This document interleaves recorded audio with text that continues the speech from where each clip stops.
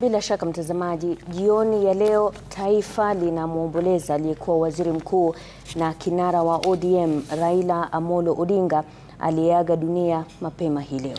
Odinga aliyekuwa akipokea matibabu katika hospitali moja nchini India amefariki asubuhi akiwa kwenye matembezi.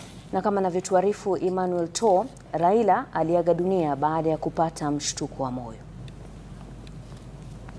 Mwendo wa saa 2:30 asubuhi saa za Kochi, India, ambayo ni saa 12 saa za Kenya, Raila Amolo Odinga aliripotiwa kuwa kwenye matembezi ya asubuhi katika hospitali ya Ayurvedic kabla ya kupata changamoto za kupumua na kuanguka ghafla. Ripoti kutoka katika hospitali hiyo zikisema madaktari walijaribu kumfanyia huduma ya kwanza bila mafanikio.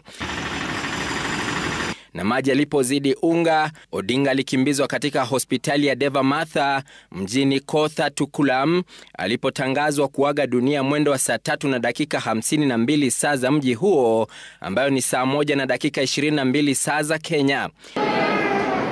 Dakika chache baadaye mwili wa Odinga ulionekana ukisindikizwa na madaktari wa hospitali hiyo. We continued CPR in spite of our very sincere, continued CPR and other measures. We couldn't make him. Baadaye jioni, jeneza ambalo lilikuwa limebeba mwili wa hayati Odinga lilisafirishwa kutoka hospitali ya Deva Matha hadi chuo cha matibabu cha Kerala, ambapo litasalia kwa sasa hadi litakapochukuliwa na kikosi cha Kenya ambacho tayari kiko angani kuelekea nchini India.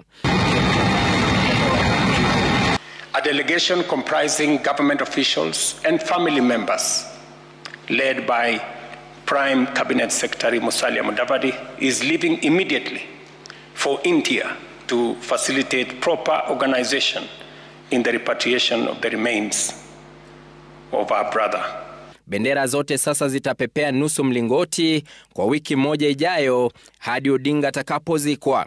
I have declared a 7-day period of national mourning, during which the national flag shall fly at half-mast across the Republic of Kenya and in all our missions abroad.